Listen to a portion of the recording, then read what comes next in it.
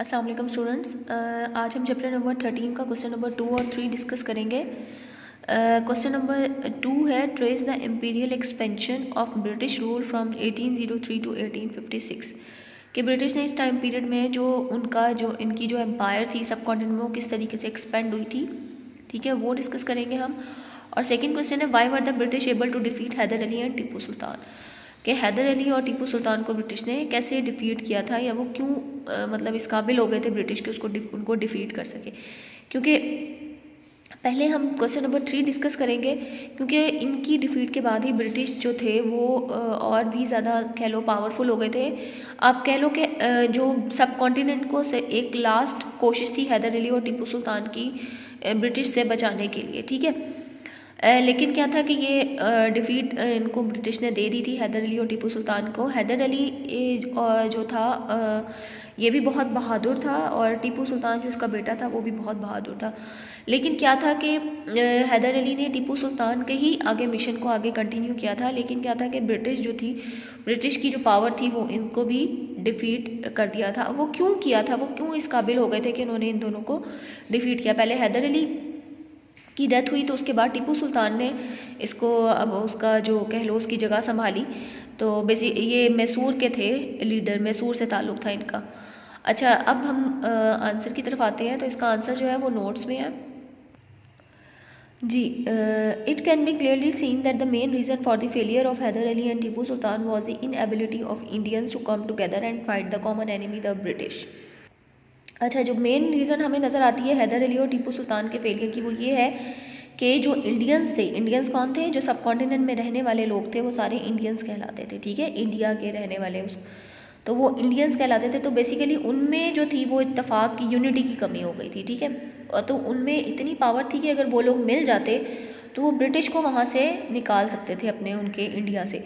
लेकिन क्या था कि ऐसा नहीं हुआ, ठीक है। वो लोग, उनमें यूनिटी नहीं थी, वो यूनाइटेड नहीं हुए अगेंस्ट ब्रिटिश। तो इस वजह से भी टीपू सुल्तान जो थे और हैदर अली जो था इनको जो फेल हो गए थे अपने मिशन में। The Nizam and Marathas allied themselves with the British against Hyder Ali and then Tipu सुल्तान।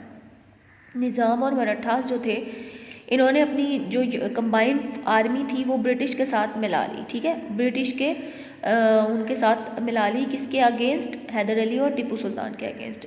अब क्योंकि ब्रिटिश के साथ साथ और भी वहीं उसी एरिया के रहने वाले लोग भी मिलते जा रहे थे, तो क्या हुआ कि हैदर अली और टीपू सुल्तान को इस जंग में जो था वो उनको डिफीट का सामना करना पड़ा। The end result was the whole of India fell to the British and both Nizam and Marathas were forced to live as their subject। इसके बाद जो था निज़ाम और मराठास जो, ऐसे मैंने आपको बताया कि वो ब्रिटिश के साथ मिल गए थे, तो इनके साथ उनकी कंबाइन इन तीनों की आर्मी ने हैदर अली और टीपू सुल्तान की आर्मी को तो डिफीट कर दिया था। लेकिन उसके बाद ये हुआ था कि ब्रिटिश ने पूरे इंडिया पे मुकम्मल तौर पे अपना होल्ड कायम कर लिया था, ठीक है। और जो निज़ाम और मराठास जो ब्रिटिश के साथ मिले हुए थे वो बाद में फिर उन्हीं के ताबे हो गए, ठीक है, उन्हीं के ताबे हो गए, यानी उन्हीं के अंडर वो उन्हीं के अकॉर्डिंग अपनी सारे जो मामला थे उन्हीं के अकॉर्डिंग चलते थे। तो ये थर्ड क्वेश्चन का आंसर है। इसके बाद हम अपने क्वेश्चन नंबर 2 की तरफ आएंगे। तो ये कंप्लीट यहाँ तक है। अच्छा जी, अब क्वेश्चन नंबर 2 देखेंगे। Trace the imperial expansion of the British rule from 1803 to 1856। Question के आंसर में आपने हेडिंग देनी है imperial expansion of British rule. इसके बाद पेज नंबर 87 के सेकेंड पैराग्राफ से आप स्टार्ट करेंगे। इन 1803 the British general Lord lake took over Delhi after effectively putting down the Maratha leader Scindia. 1803 में ब्रिटिश ने जनरल लॉर्ड लेक ने क्या किया था, दिल्ली को हासिल किया था। किस तरह से? After effectively putting down the Maratha leader, जो मराठा का लीडर था सिंधिया, उसको कह लो कि उसको नीचा दिखा के या उसको शिकस्त दे के 1803 में ब्रिटिश जनरल लॉर्ड लेक ने दिल्ली पे कब्जा किया, ठीक है। The Mughal emperor Shah Alam was confined to the Red Fort. जो मुगल एम्परर था शाह आलम, उसको रेड फोर्ट में कैद किया हुआ था। और क्या था कि British exercise full authority in his name. और ब्रिटिश ने उसको कैद करने के बाद मतलब उसके नाम की पूरी अथॉरिटी हासिल कर ली थी, यानी कि फ़िलहाल ठीक है, उसके नाम की फुल अथॉरिटी हासिल कर ली थी, यानी कि आप ये कह सकते हो लास्ट एम्परर जो था बहादुर शाह जफ़र था, ठीक है, उसको ये उसका टाइटल था। अच्छा, उसको कैद कर लिया था कि यहाँ पे रेड फोर्ट में, और उसके बाद जो था ब्रिटिश ने कम्प्लीटली तौर पे जो उसका जो मतलब एज अ अथॉरिटी के तौर पे आ गया था कि जितना भी रूल्स एंड रेगुलेशन लगाने थे वो ब्रिटिश ने टोटली तौर पे अपने अंडर कर लिया था, ठीक है। Thereafter a policy of non intervention was followed and a peace treaty signed with the Ranjit Singh in 1809। अच्छा, यहाँ पे आप एक चीज़ ऑब्जर्व करो कि जो हिंदू थे वो बहुत जल्दी जल्दी कह लो कि वो ब्रिटिश के अंडर आते जा रहे थे। जैसे मराठा लीडर को डिफीट किया और उसने दिल्ली पे कब्जा किया, और फिर शाह आलम को उसने उन लोगों ने कैद किया और उसके बाद उसके नाम की फुल अथॉरिटी हासिल की। उसके बाद एक ट्रीटी साइन किया था जिसका नाम था policy of non intervention. Policy of non intervention मतलब कोई इंटरफेरेंस ना की जाए, was followed and peace treaty signed with Ranjit Singh. Ranjit Singh जो था ये सिखों का लीडर था। 1809 में इसके साथ ये मुआहदा कह लो साइन किया था, और इसमें क्या था, recognising the treaty east of the Sutlej as his dominion.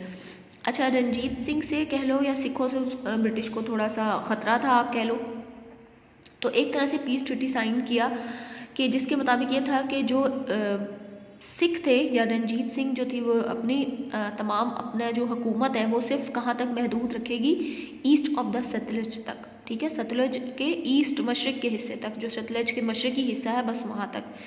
जबकि असल में एक्चुअली जो रंजीत सिंह था वो जाना चाह रहा था साउथ साइड पे भी, ठीक है, वो जनूबी हिस्से पे भी कब्जा करना चाहता था, लेकिन उसके बाद जो था ब्रिटिश ने वो इसके साथ एक मुआहदा तय पाया 1809 में, और इसके मुताबिक ये था कि रंजीत सिंह जो था वो इस बात पे आमादा हो गया था कि वो ईस्ट ऑफ द सतलज, यानी वो अपनी जो उसकी हुकूमत है या जो अपनी उसकी जो पावर है वो सतलज के ईस्ट मशरक़ी हिस्से तक महदूद रखेगा।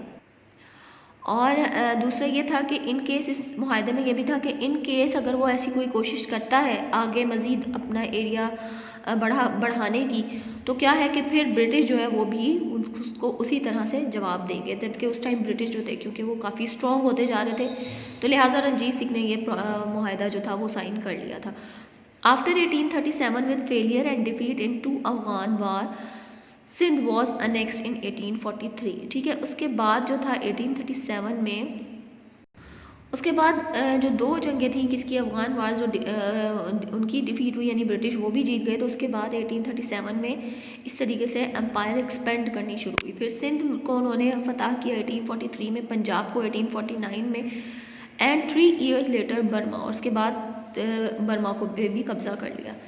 इन the Deccan Wellesley's brother Arthur and his forces won major victories, और उसके बाद डेक्कन में वेल्सले ये भी ब्रिटिश का ही जनरल था, उसका भाई था आर्थर, उसने जो था उसके ने भी इसके बाद मेजर विक्ट्रीज यानी इंडिया की मेजर जो टेरिटरीज थे, मेजर एरियाज थे, उन पे कब्जा कर लिया था।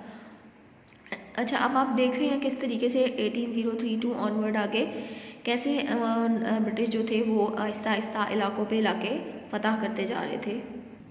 इसके बाद आप नेक्स्ट पेज पे आएंगे, the doctrine of lapse policy of Lord Dalhousie 1848 to 56 annexed 8 states in 8 years. अच्छा, लॉर्ड डलहौजी ये उसकी पिक बनी हुई है, इसकी पॉलिसी थी, और इस पॉलिसी की वजह से इस पॉलिसी की वजह से उन्होंने 8 सालों में 8 स्टेट पे कब्जा किया, ठीक है। अब वो पॉलिसी क्या थी, पहले हिंदुओं की पॉलिसी थी कि हिंदुओं था कि कोई भी अडॉप्टेड सन जो था वो मतलब अगर किसी का अडॉप्टेड सन है तो वो अपने बाप की जगह पे मतलब उसको सारी जायदाद में उसको उसी तरह हिस्सा दिया जा सकता है, ठीक है। लेकिन इसके पॉलिसी के अकॉर्डिंग के था कि अगर कोई भी हिंदू का आगे कोई भी नेचुरल हेयर नहीं है, नेचुरल मतलब कोई उसका मतलब अडॉप्टेड के अलावा उसका सगा कोई बेटा नहीं है, तो वो तमाम जायदाद जो थी वो ब्रिटिश या गवर्नमेंट जो थी वो अपने अंडर ले लेगी, ठीक है। यानी इस पॉलिसी के अकॉर्डिंग जायदाद सिर्फ उसको मिलेगी जो उसका सगा बेटा होगा, ठीक है। अडॉप्टेड जो सन होगा उसको इसमें कोई हिस्सा नहीं दी जाएगा, और ऐसे लोगों की जो ज़मीन थी या जो उतने भी जायदाद थी वो गवर्नमेंट कब्जा कर लेगी। तो इस पॉलिसी की वजह से ब्रिटिश ने 8 स्टेट्स जो थी वो उस तरीके से कब्जा किए थे, ठीक है। अच्छा, उसके बाद आपने स्टार्ट करना है यहाँ तक 8 ईयर्स के बाद सेंटर से 1 लाइन पूरी स्किप करोगे और नेक्स्ट लाइन पे आओगे। The Hindu state of Satara, Udaipur, Jhansi and Nagpur and the Muslim state of Oudh were taken over by the British. ठीक है, और इसी तरीके से जो हिंदुओं की ये तमाम स्टेट्स के नेम है और मुस्लिम स्टेट्स थी वो किस तरीके से इस तरीके से ब्रिटिश ने कब्जा कर ली लॉर्ड डलहौजी की पॉलिसी को फॉलो करते हुए। यहाँ तक लिखने के बाद आपने लास्ट लाइन एक लिखनी होगी, thus the British continue their policy of expansion. अच्छा जी स्टूडेंट, तो ये हमारे क्वेश्चन नंबर 2 और 3 के आंसर्स थे। मैं आपको दोबारा एक दफ़ा मार्क करवा देती हूँ। क्वेश्चन नंबर 2 पेज नंबर 87 पे पहले आपने हेडिंग क्या देनी है, imperial expansion of British rule, और स्टार्ट करेंगे सेकेंड पैराग्राफ से। 87 का लास्ट पैराग्राफ है। ठीक है, in 1803 the British general Lord Lake से लेकर यहाँ तक मेजर विक्ट्रीज तक। अब फिर नेक्स्ट पेज पे पेज नंबर 88 पे the doctrine of lapse policy of Lord Dalhousie से लेकर 8 ईयर्स तक, and then the Hindus state of Satara से लेकर to cover bye the British तक, और लास्ट में जो आपने लाइन स्टेटमेंट लिखनी है नोट से देख के, thus the British continue their policy of expansion. तो ये हमारे आज के दोनों क्वेश्चंस के आंसर हैं। Hopefully you understand the answer of this question. Take care student, have a good day. Allah हाफिज़।